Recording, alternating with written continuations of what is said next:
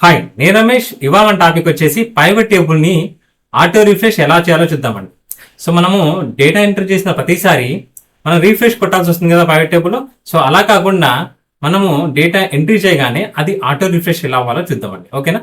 So ఇప్పుడు ఇక్కడ ఒక డేటా ఉందండి, 3 వరకు డేటా ఉంది. సో మనం ప్రీవియస్ వీడియోలో డేటా ఎలా ఎక్స్టెండ్ అవ్వాలో ఆఫ్సెట్తో యూజ్ చేసాం కదా. సో డైనమిక్ ఎలా చేయాలో చూసాం కదా. మరి ఇప్పుడు చూడండి, ఇక్కడ 1 2 3 డేట్స్ ఉన్నాయి. పైవట్ టేబుల్ కూడా 3 డేట్స్ వరకు ఉంది. సో ఒకవేళ నేను 4th డేట్ యాడ్ చేసాను అనుకోండి, ఆటోమేటిక్గా పైవట్ టేబుల్ అనేది రిఫ్రెష్ అవుతుంది. 4th July to 88. ఒకసారి 5th కూడా చూద్దామా.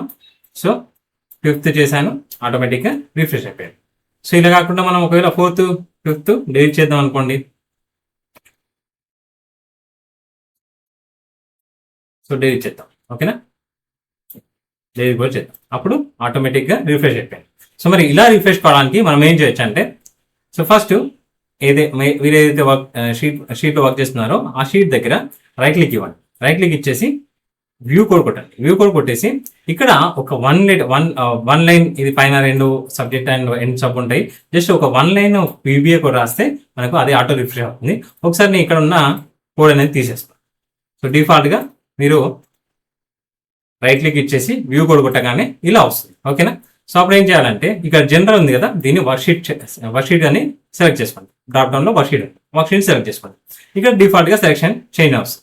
సో వర్క్షీట్ ఎప్పుడైనా సెలెక్షన్ చేంజ్ అయినప్పుడు, ఆ టార్గెట్ వాల్యూ చేంజ్ అయినప్పుడు ఆటోమేటిక్గా అది రిఫ్రెష్ అవుతుంది అనమాట. అంటే మనం ఒక సెల్లో డేటా ఎంట్రీ చేయగానే పక్కన రాగానే పక్క సెల్లో క్లిక్ చేయగానే ఆటోమేటిక్గా రిఫ్రెష్ అవుతుంది. సో ఒకసారి మనము వర్క్షీట్ రిఫ్రెష్ కావాలంటే ఏం రాయాలో చూద్దాం. సో మనం వర్క్షీట్స్ అని రాయాలి. వర్క్షీట్స్. సో వర్క్షీట్స్, ఈ షీట్ నేమ్ ఏంటి?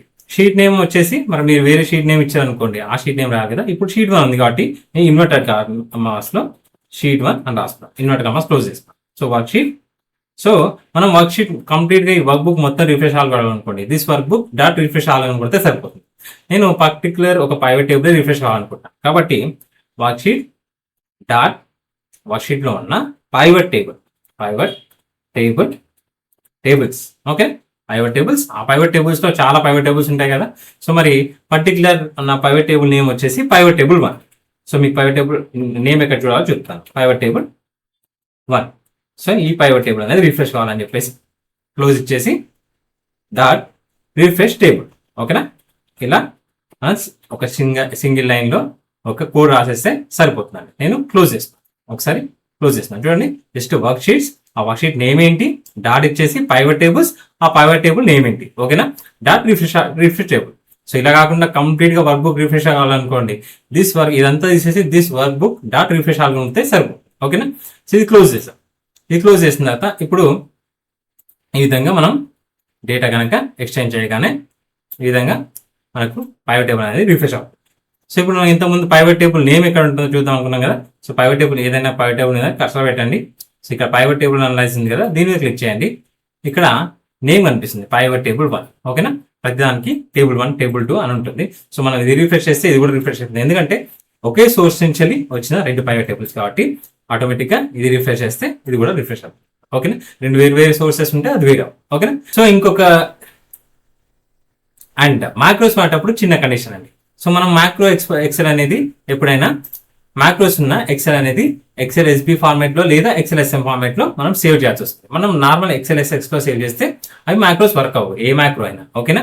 అండ్ ఎక్సెల్ ఎస్బీ అనేది బెటర్, ఎందుకంటే లార్జ్ డేటా ఉపయోగించవచ్చు మనం, పైవట్ టేబుల్స్ కానీ లార్జ్ డేటా కానీ పవర్ క్వెరీ కానీ ఉపయోగించవచ్చు. కొంచెం పర్ఫార్మెన్స్ అనేది ఫాస్ట్గా ఉంటుంది, ఓకేనా?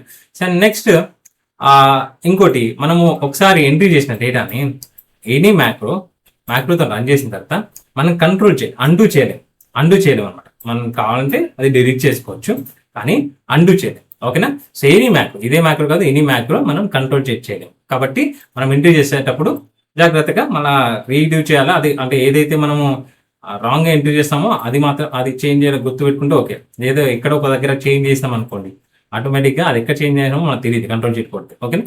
సో కంట్రోల్ షీట్ కొడితే అది వర్కౌట్ అవ్వాలి, ఓకేనా? సో ఈ విధంగా మనం మ్యాక్రోస్ అయితే యూజ్ చేయొచ్చు. Thank you.